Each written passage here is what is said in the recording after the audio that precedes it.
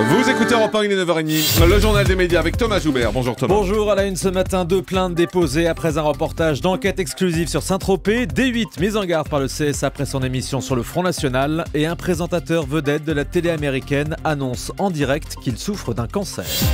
Et on commence avec le patron d'un bar de Saint-Tropez qui porte plainte après un reportage d'enquête exclusive sur M6. Ce patron, Vincent Martin, l'avait annoncé au mois de juin à ce micro après la diffusion de l'émission de Bernard de la Villardière. Il a confirmé ce week-end à Var Matin qu'une plainte au pénal et une plainte au civil ont bien été déposées pour diffamation. Il a également saisi le CSA pour manquement journalistique. Ce patron de bar reproche aux journalistes d'M6 d'être entrés dans son établissement avec de la drogue qu'ils ont ensuite jetée dans ses toilettes. La séquence était floutée mais les lieux étaient reconnaissables. Le reportage voulait montrer qu'il était très simple de se procurer de la cocaïne à Saint-Tropez. Mais pour le patron du bar en question, le reportage a jeté le discrédit sur son établissement. Et le CSA met en garde D8 après son reportage sur le Front National. Un sujet diffusé dans Enquête d'actualité de Guy Lagache. Un journaliste s'était infiltré dans la section du Front National de Lens avant les élections municipales. Une grosse partie de l'enquête avait été filmée en caméra cachée. Le CSA estime que l'utilisation de ce procédé par un journaliste ayant utilisé une fausse identité n'était pas justifiée. Par ailleurs, le Conseil a relevé que des personnages proches du candidat étaient tout à fait identifiables malgré le floutage. Et puis information Europe 1, Manuel Valls sera l'invité du 20h de TF1 ce soir. Oui, selon les informations d'Antonin André du service politique d'Europe 1, le gouvernement prépare une offensive médiatique avant la grande conférence de presse de François Hollande jeudi à 17h avec la volonté de clore la séquence désastreuse de la rentrée. Manuel Valls sera donc l'invité du 20h de Gilles Boulot ce soir.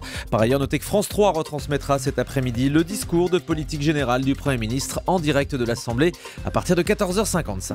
Un nouveau numéro des pouvoirs extraordinaires du corps humain ce soir à 20h45 sur France 2. L'émission de ce soir sera consacrée au cerveau humain. À la présentation, on retrouve toujours Michel Simès et Adriana Carambeu. Et malgré toutes ses expériences à la télé, l'ancienne top modèle ne se considère toujours pas comme une animatrice. Elle le dit au micro européen de Romain Ambron. Je ne suis pas une animatrice.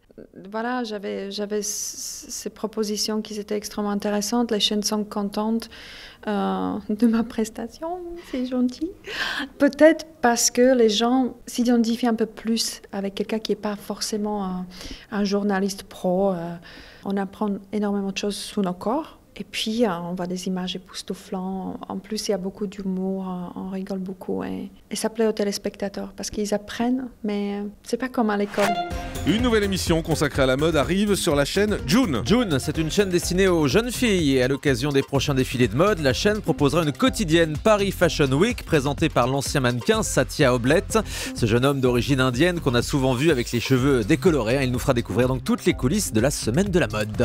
Et puis une séquence bouleversante à la télé américaine, un présentateur a annoncé en direct qu'il ne lui restait plus que quelques mois à vivre. Dave Benton, journaliste vedette de CBS dans l'Illinois, a révélé à l'antenne qu'il souffrait d'un cancer du cerveau. Il n'a plus que 4 à 6 mois à vivre. Des déclarations effectivement bouleversantes diffusées en direct le week-end dernier. Écoutez. Comme vous le savez, je vous l'avais dit il y a maintenant quelques semaines, mon cancer du cerveau est de retour. Et j'ai pu en apprendre un peu plus ces derniers jours après avoir consulté des médecins. Concrètement, le cancer est de retour. Il est trop gros pour être opéré ou pour être traité par des rayons. Les docteurs me donnent 4 à 6 mois à vivre. J'ai donc décidé de suivre un nouveau traitement pour ralentir l'évolution de la tumeur. Et ce qui est primordial maintenant, c'est d'avoir quelques jours de sursis en plus et que ce soit les meilleurs jours de ma vie. Comme vous le savez, je suis chrétien, je crois que je suis entre les mains de Dieu et je suis en paix. Je sais qu'il veillera sur moi durant les prochains jours et le principal maintenant, c'est que ces derniers jours soient vraiment les meilleurs possibles. Voilà, terrible ce témoignage. Terrible. On termine avec le chiffre du jour dans un tout autre domaine, c'est 40. Oui, et plus joyeux, 40 comme les 40 ans de Casimir. L'émission mythique de toute une génération, L'île aux enfants, avait commencé le 16 septembre 1974. Julie s'en souvient comme si c'était hier. Il y a 40 ans, jour pour jour. Donc... Sur France 3 Marseille, ça avait commencé. C'est vrai? Ouais, tout à fait. Ah, sur l'ORTF à l'époque, sur FR3. FR3, 74, oui, sans doute, ouais. Bon anniversaire donc à Casimir, plein de rires et plein de chants évidemment.